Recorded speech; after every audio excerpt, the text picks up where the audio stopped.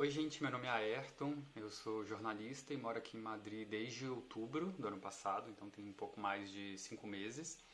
E eu tenho acompanhado bastante como é que está a situação aí em relação ao coronavírus no Brasil. E aí eu decidi gravar esse vídeo para poder compartilhar um pouco da nossa experiência aqui na Espanha. Quando a gente ficou sabendo, né, do início da propagação do vírus lá na China, a gente aqui na Espanha ficou acompanhando, né, muito afastado, né, com um olhar muito distante, pensando, é um problema interno, vamos tomar algumas medidas, mas estamos apenas olhando. Aí o problema estourou na Itália, foi muito de repente. De uma semana para outra, o número de casos cresceu assim de uma forma exagerada por lá. E aqui na Espanha as coisas continuaram normalmente. Tudo continuou normalmente, as pessoas nos bares, nas ruas, nos pontos turísticos, a gente vivendo normalmente, o governo sem dar nenhuma explicação, apenas falando, vamos tossir, né, no cotovelo, vamos usar álcool em gel e tudo bem. E aí começaram a aparecer os primeiros casos de coronavírus aqui na Espanha, primeiro em umas ilhas aqui para o sul, depois aqui em Madrid, e foi muito de repente. Num sábado da semana passada, eram 7 mortos. Na segunda-feira, o número já tinha passado para 30 mortos, né? E a maioria aqui em Madrid. E tem crescido, né? Bastante. Em uma semana, de 2.000 contagiados, já são mais de 10.000 no país. De 7 mortos, como eu falei, agora já são 340. E a maioria deles, mais de 70% aqui em Madrid. Por que aqui em Madrid? O número de idosos aqui na capital é muito grande, né? Uma concentração enorme. A Espanha tem uma das taxas de expectativa de vida, né, mais altas do mundo, então realmente tem bastante idosos. E o que eu percebo de falha do governo espanhol é que aqui a gente ficou esperando, sabe?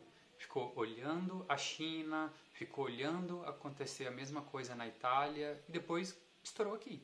E é muito de repente.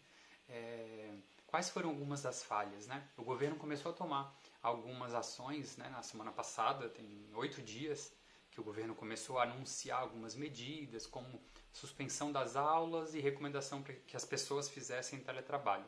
O que aconteceu? As pessoas foram para casa, estavam tranquilas, quase nenhum contaminado e tal. Então as pessoas, principalmente as pessoas aqui de Madrid, começaram a viajar por todo o país. Foram para as praias, foram descansar, foram passar fim de semana em outras cidades, como se nada tivesse acontecendo. Então o que aconteceu? Começou a espalhar mais ainda o vírus por todo o país. Então aqui não tem estado, né? Aqui são províncias. As províncias começaram a criticar os madrilenhos, né? Pela postura que eles tiveram, porque as primeiras medidas aconteceram muito centralizadas aqui em Madrid.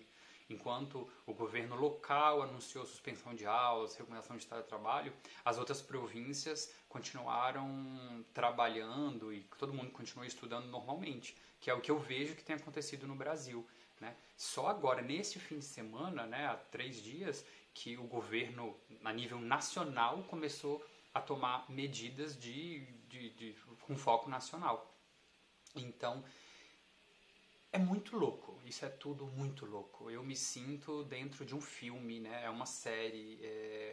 Eu nunca passei por isso, eu nunca imaginei passar por isso. Para mim, realmente, era história que a gente só via no cinema, né? Nas séries que a gente tem assistido bastante ultimamente.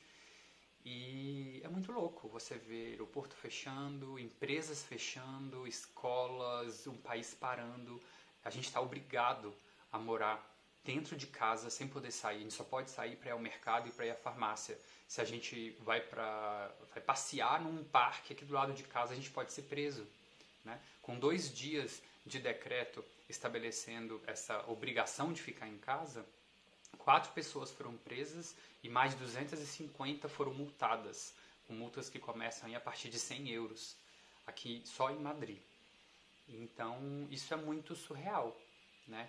Não sou especialista em saúde, não entendo direito, mas o que eu vejo é que com certeza o coronavírus não é um vírus igual a de todas as outras pandemias que a gente teve nos últimos 20, 30 anos.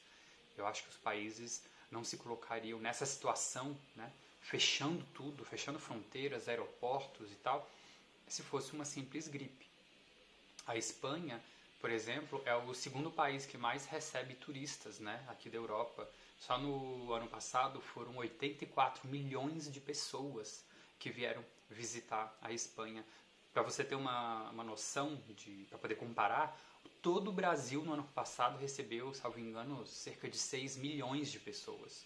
Então, quando um país decide fechar fronteiras, decide fechar hotéis, decide impedir que novas pessoas venham para cá, turistas do mundo inteiro, só estão permitindo residentes a vir para cá, é uma coisa muito séria. E o que eu vejo é que o Brasil está seguindo os mesmos erros da Espanha, sabe? Os mesmos erros da Itália. E vocês, daí no Brasil, podem ver esses erros daqui, da Itália, da China. O que deu certo? O que deu de errado? Porque aqui é isso, a gente já está com limitação para fazer compras nos supermercados, tem filas para entrar, tem um mercado aqui na frente de casa. Ontem ficou com fila praticamente o dia inteiro, pessoas a 1 metro de distância uma das outras, lá dentro do mercado entravam 1 ou 2 pessoas, então isso é muito difícil. A gente consegue entrar no mercado, está faltando carne, está faltando fruta, está faltando legume, e o Brasil vai agir de forma nacional quando? Quando começar a acontecer a mesma coisa aí? Isso é horrível. Eu tenho conversado com meus amigos, com meus familiares no Brasil. Aí eu sou de Brasília, né? Morei sempre em Brasília. Todo mundo está me falando que as aulas foram suspensas, academias, isso em Brasília, né? Ainda não tem nenhuma determinação nacional. As pessoas estão lotando os shoppings, estão lotando os metrôs. Então, assim, a mesma coisa que estava acontecendo aqui. As pessoas pararam de estudar e começaram a ir para a rua, para os bares, para os restaurantes, para as boates. E aí o que aconteceu? Todo mundo começou a ser contaminado e de repente começam a surgir os sintomas, as mortes. E é isso. Então espero que o Brasil consiga absorver um pouco do aprendizado que alguns países aqui da Europa e também a China têm a transmitir. Ok? Um abraço, gente. Boa sorte.